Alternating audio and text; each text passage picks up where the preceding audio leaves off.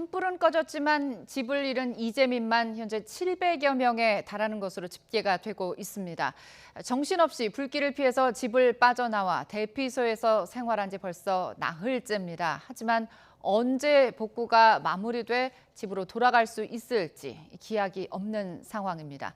주민들이 머물고 있는 임시 대피소에 취재기자 나가 있습니다. 허성준 기자.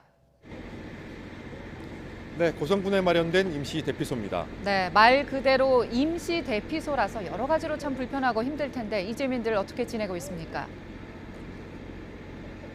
이곳 대피소 안에는 추위를 막기 위해 한 평 남짓한 텐트가 설치돼 있습니다.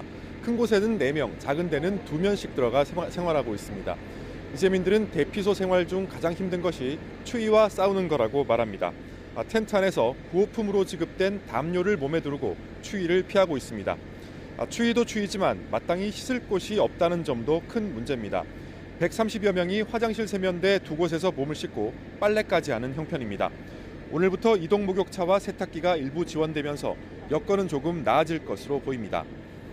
어르신 중에는 화마에 급히 몸만 빠져나오다 보니 틀니나 돋보기 등을 미처 챙겨 나오지 못한 분들이 많습니다. 식사를 제대로 하지 못하는 등 불편함이 이루 말할 수 없을 정도입니다.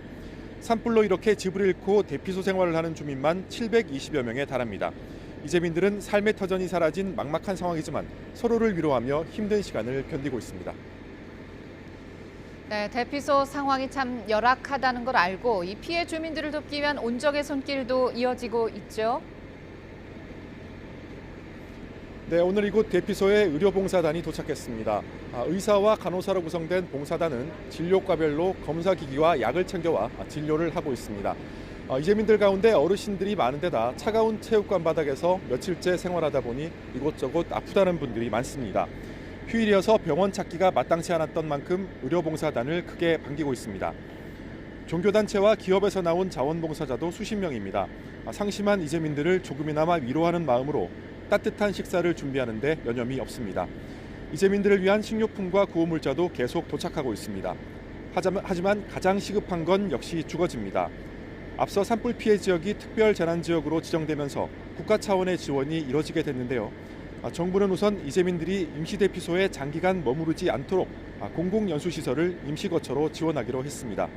또 원하는 주거 유형을 조사해 조립형 주택이나 LH가 보유한 주택을 임대주택으로 지원할 방침입니다.